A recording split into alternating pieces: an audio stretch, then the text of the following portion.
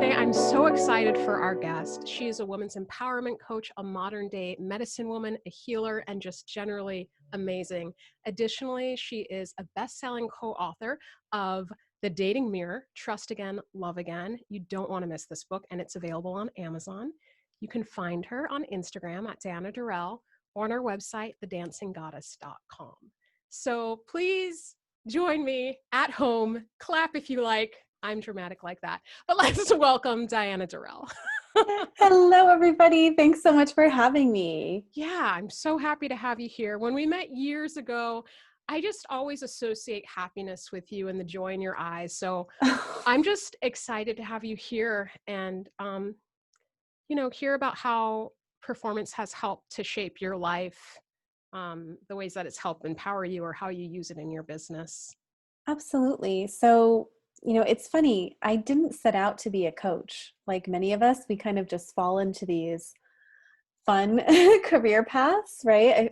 I do feel like our intuition kind of leads us. But when I was doing performing full time, what I noticed is that it really enhanced and highlighted all of my relationships because as an actor, we're getting to, move into the life of a character that's not necessarily congruent to who we are in real life. And so I feel like it has helped me to have more empathy for people and the human experience. And now as a, relationship coach specializing in like love, where I'm bombarded with, people's stories and viewpoints every day, I feel like it's definitely served so that I can listen, right, from that objective place and really put myself in their shoes, kind of like you would a character in a play or in a film. So I feel like it's definitely helped me to connect with my clients more, but also in my personal life to be more empathetic and compassionate with myself, with, my partner. Yeah.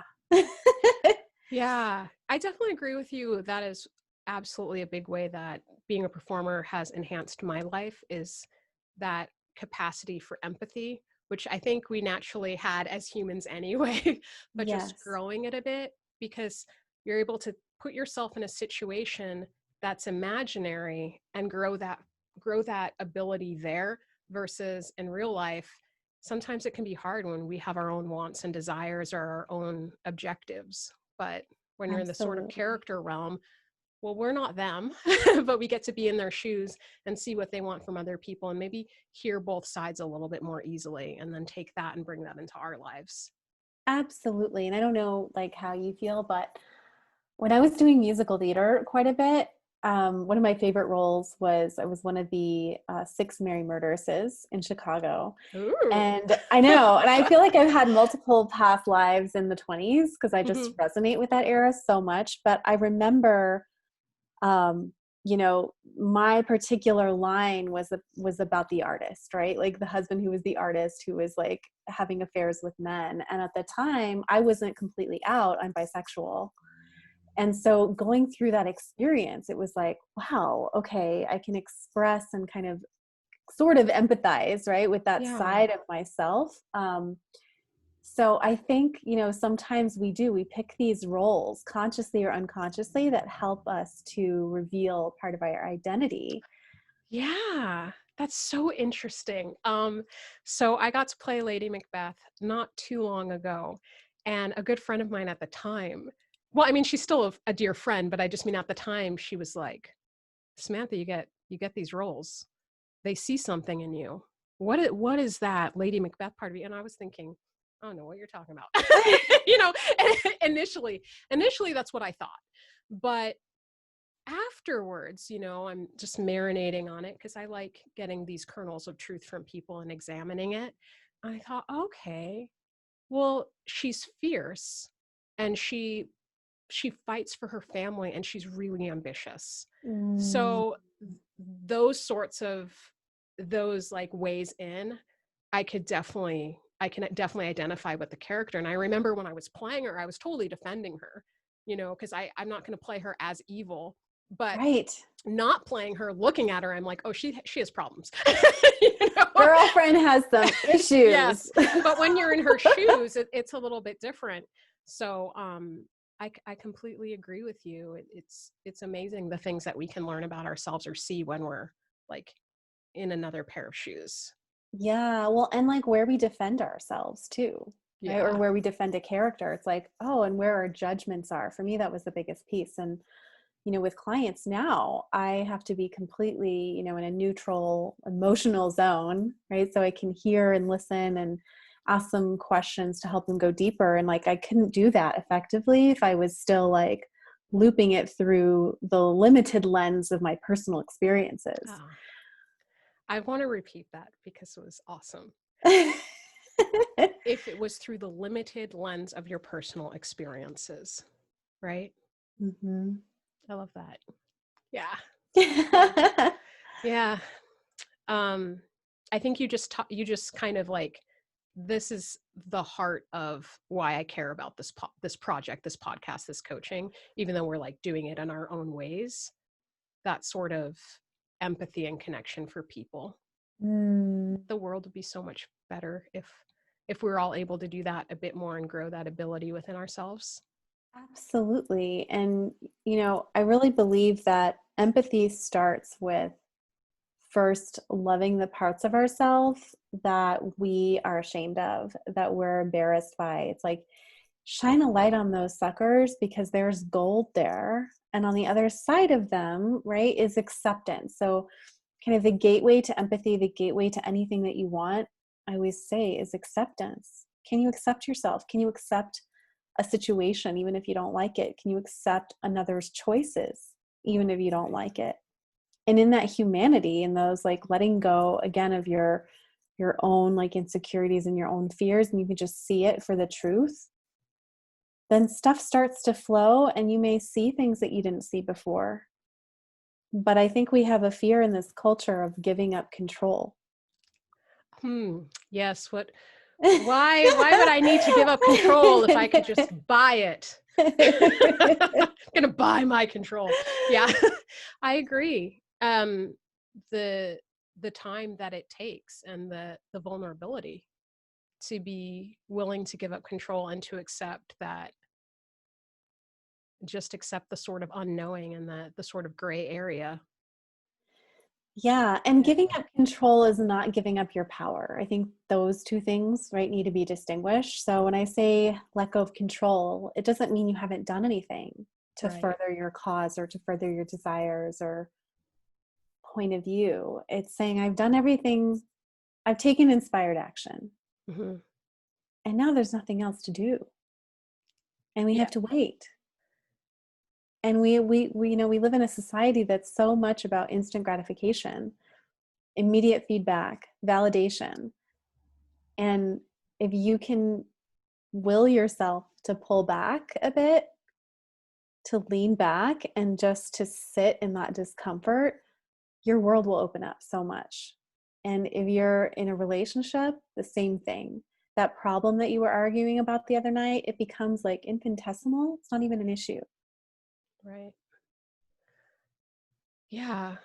The ability to wait, to be okay with not having control at that moment and how that doesn't Yes. make you powerless. It's also a part of having power is recognizing when you need to do something and when the thing that you need to do is wait and Yeah.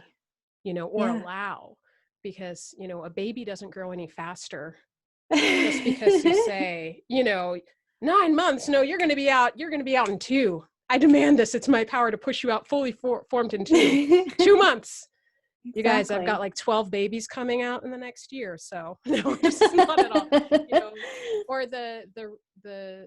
yeah, just watching a tree grow or, you know, Anything, yeah. And it's anything just, that grows, yeah, it has its feeling own like time. we have to control it and that if we don't, right, Hmm. something's going to happen. We're just going to thwart our own success or somebody else is going to get something we don't. Like we go into that ego space. I know I did when I was performing. It was like, well, if I don't go on this audition and I don't take this role right then, even though, I had some like scheduling conflicts, it was like, honor your commitments, Yeah. trust that the roles you're supposed to get are going to be there.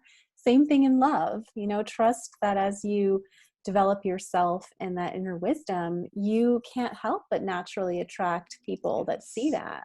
Right. I feel like that goes back to the classic, you find people when you're not looking. Yes, when you're not looking, but you're Right. open to meeting them. Hmm. Yeah. Eh, yeah, I'm thinking of so many, it ties into so many things. It's great. Everything is so interconnected, you know? Absolutely. And I think that's where the problems begin, is when we forget that we're all connected. When you think you're the only person in the whole entire world that's, you know, not getting this role, or not being seen by this person, or not being appreciated in this relationship. It's like, actually, there's so many people that feel that way in the world. And if you can tap into that and realize, okay, I'm just experiencing part of what it means to be human, Hmm. and that we're so much bigger than our emotions. Yes. But we have to let our emotions flow. Like, if you block your emotions, I mean, as an actor, how horrible that is. It's like you're just like up against a brick wall. Right. And that balance between not blocking your emotions but not drowning in them, not, because Yes. a lot of times too when you're playing a role, with character work, it's not about the emotion. The emotion is the byproduct of the thought or the person getting what they want or they don't want. And so while you may experience certain emotions while you're in the process of trying to get what you want, the emotion isn't the main event. It comes and it Right. goes as you're on your journey. But Absolutely. and also on that other side, like you were saying too, just allow.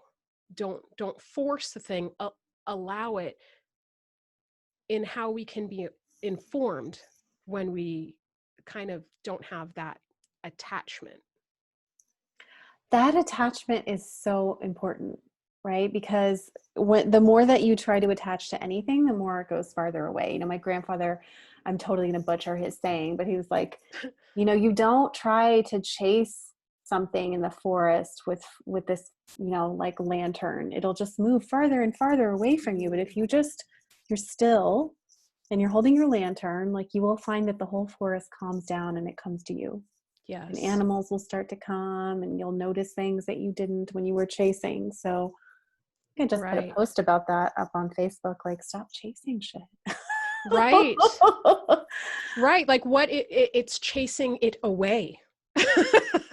It's chasing it away. So, um, just how that ties into the emotion. Yes, it may inform us as to what it is that we want, but is our action in line with what we really want, or is our action in line with what we're afraid of? So what we're actually putting out is we're Oh. pushing away the thing that we want because we're not being from a place of, Mm, I have this thing that I want, I have, and right. I can act accordingly. I can be accordingly. Yes. Are we living, yeah, I think, in reactivity or responding to something? Yeah. That's it. I'm just thinking back to when I did a lot of film, like the difference between film and theater, and how, like, they keep asking you for another take, and you're just like, but I can't, like, guarantee that I'm going to cry right then, like, on this take. That's what I struggled with in film versus theater, where it's so organic and every night is a little slightly nuanced, right? It is interesting. Yeah, in theater where you might do the show 100 times, 200 times, but it's the whole show versus in film. Okay, you're going to have your maybe you'll have 10 takes. Maybe you'll have Right. 20 for camera angles and this and that, and doing it one after, Exactly the like the same. shorter in a day versus, yeah. Oh, they're both so fun. They are. They're fun for They're different fun for different reasons. reasons. Yeah, yeah, exactly. Um, well, okay, so I want to go back um, to no two things, so many things. First, I think I want to go back to when you were talking about not coming from a place of judgment when you see certain things about yourself, maybe you like or don't like, Mhm. um, because I think that when people hear that, sometimes they may think that no judgment and acceptance means that a certain behavior is okay.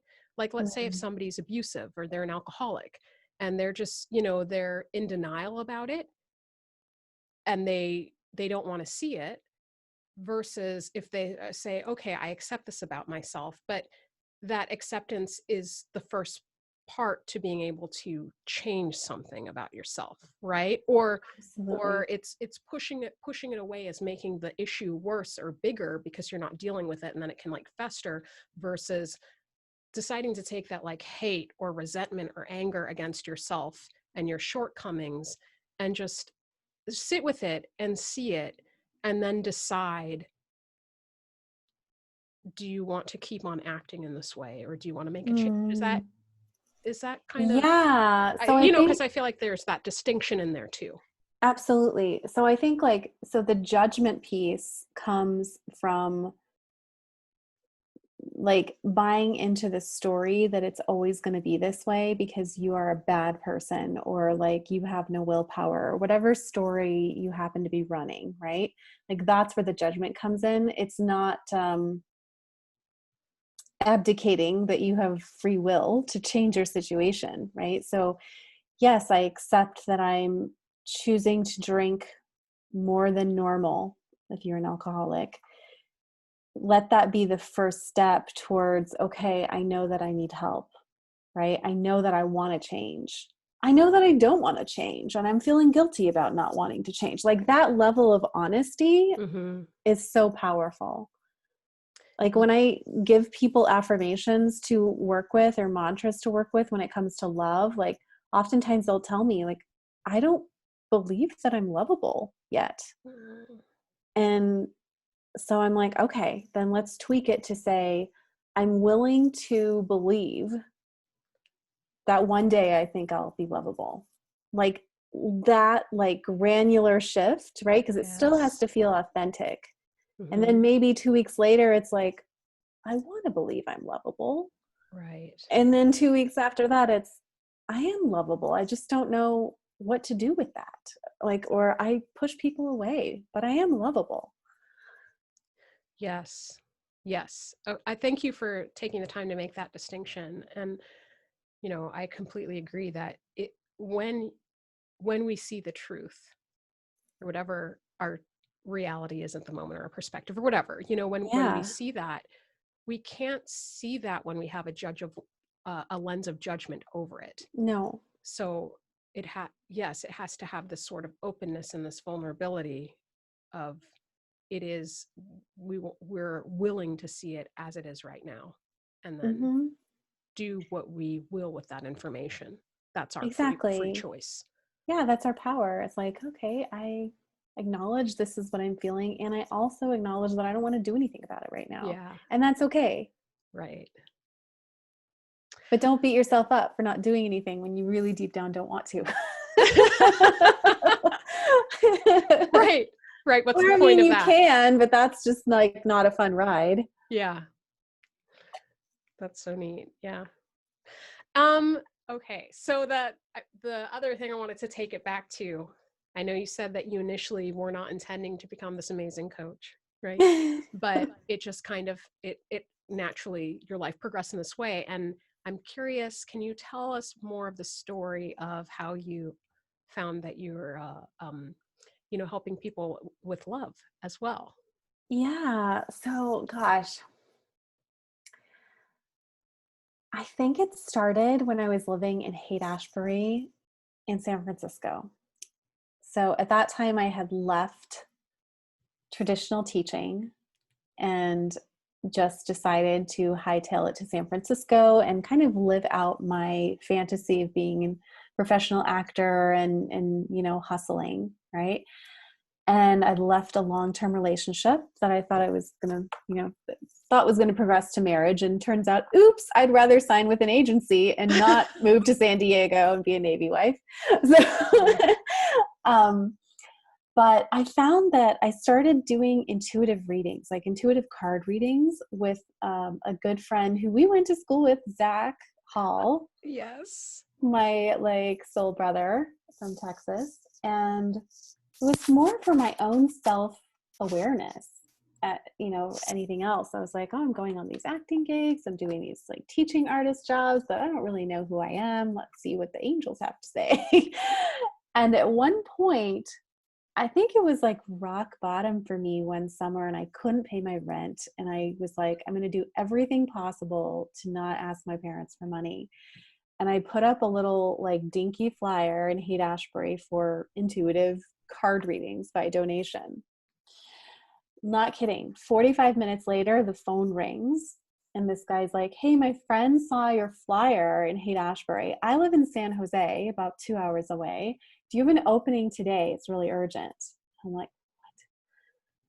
So anyway, long story short, he loves the reading, and it's all about relationships and, work relationships and romantic relationships. And I started to see a theme. Wow. Everybody was asking me about relationships, and I felt like such a fraud, to be honest, girl, because my relationships were so messed up. And I'm like, how is it that I'm able to see what you need to see, but I can't take my own advice, or I can't take the advice I'm giving you? Like, something's not working here.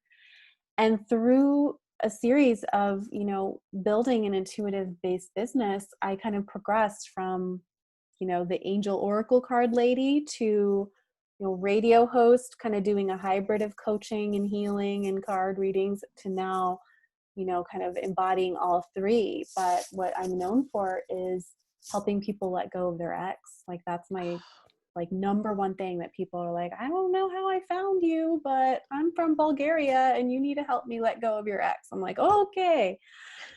That's So amazing. yeah, I mean, I honestly, like, I've been asked that so many times on interviews, and I can't pinpoint like one specific moment. I think it was just an accumulation of following the breadcrumbs of life, right? And Yes. then just accepting, okay, I have these gifts, I need to use them to help people.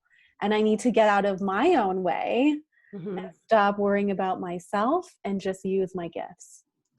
And as soon as I Yes. shifted that, business was booming, and my personal relationships actually became quite fulfilling. Like, I wasn't doing these crazy relationships with unavailable people anymore. I wasn't accepting. My standards went higher, Yeah. right? Because my confidence was higher and I was helping others. So, and today I'm in a great relationship. It's not perfect, but every day that we choose to work on ourselves, we choose to elevate that relationship. Right. And also the sort of fallacy of perfection. That, Yeah, we're I never mean, perfect. right? I love the Good Will Hunting quote, the Robin Williams one. Which one?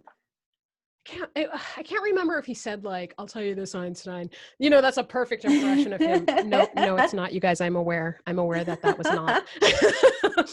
But the quote was something along the lines of, I'll spare you the suspense.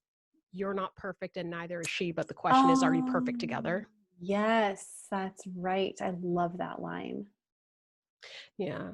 And I do think, in my humble opinion of not being an actual love coach, is that that's an issue with judgment people have. I mean, there's so many preconceived notions, expectations, judgments from everything that we get from the media of what relationship should be, or books, Oh, things like yeah. that, and also other people's relationships, our parents' relationships, and thinking this is what a relationship should be. That dangerous word, should. But we're the only ones who are actually living in our skin. We're the only ones that have our own unique set of needs, or wherever we are in our growth process, you know, that That's so we're, true. I mean, other people's judgment, it's not like they're living in our homes every day. They'll never know the whole story. So it other people's judgments of relationships, you know it's different, obviously, if people are coming to you and they're being honest and they're letting you know where they are and asking for help. versus just like you're going out to coffee with a friend and they hear one story and they're like, okay, sweetheart, let me tell you. Yes. Oh, You I'm know? so glad you brought that up. Yeah, because people love to tell their opinions Yeah. about stuff we never asked, right? Especially I find like parents, right? They all have their own, like, this is what you should do at this age. And well, not all of them, but a lot of people that I work with, right, struggle with that like conundrum of wanting something different than the picture they saw growing up And the world is and a being okay with completely different that. place now.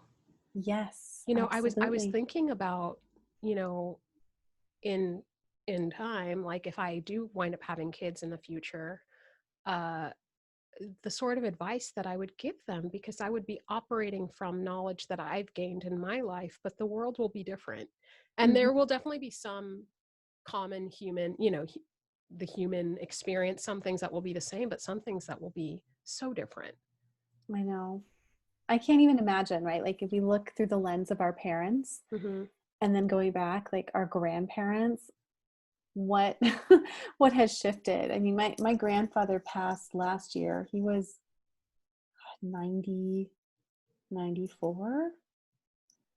I can't imagine, right? Like being born in the 20s and seeing everything that has happened since then. Like Yeah. to see him using a cell phone, it was just like trippy. He's like, what is this piece of metal that I can talk to you?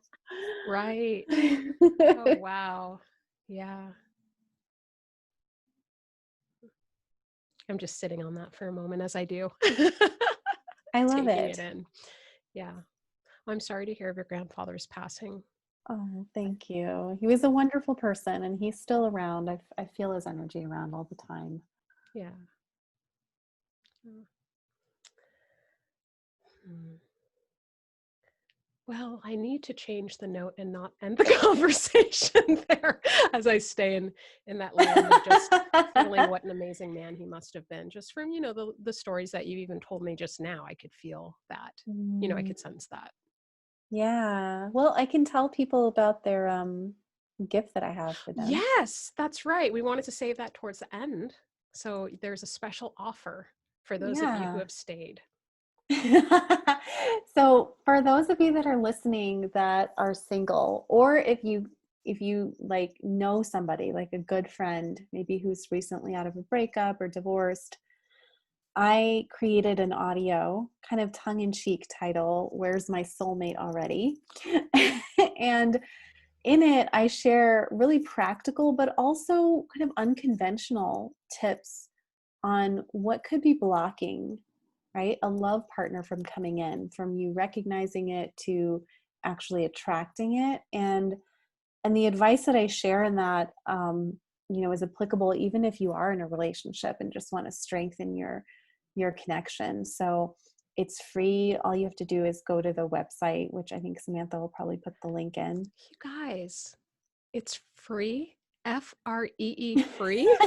Yes, it's free. I love good deals, but also, yeah, there's no reason why people shouldn't get on this like right away.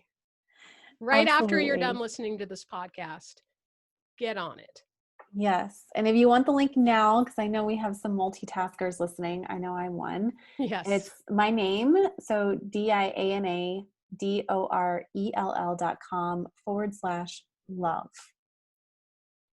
Yes. And I'll be sure to add that to the notes, of course, too. So you guys can find that and share it. Share it with everybody. Yes, that would be Yes. amazing. The more love we can spread to the world, the better.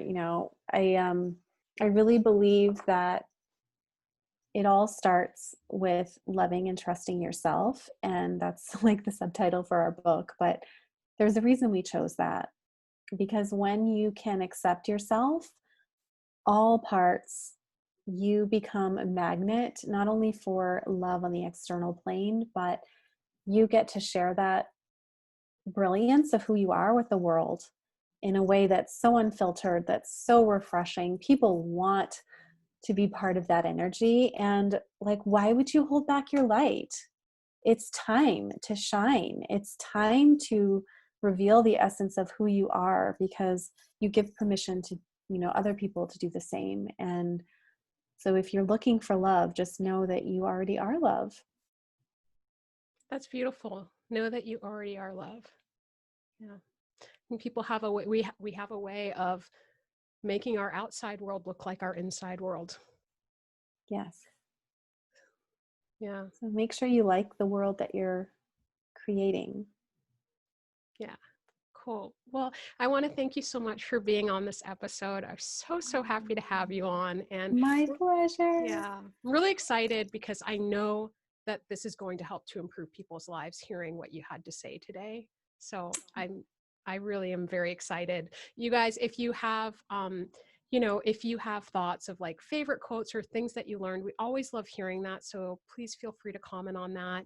If you're looking for a love and empowerment leader, healer, coach, please reach out to Diana. She's amazing. Read her book. And then, of course, if you're looking for other ways that performance skills can help improve your life, for acting, public speaking, personal development, the full gamut, you can always reach me too at beyondtechniquecoaching@gmail.com. You may have heard the dog is very excited about that. So he wants to I'm get on surprised that mine are quiet. I have two. I'm like, put them in the closet. Right? He's just demonstrating his vocal skills right now. So just that total freedom. He's saying that you're amazing. He's just affirming it. Thanks, buddy. Okay. Well, thank you so much. You guys stay safe, stay healthy, and we'll hope to see you next time.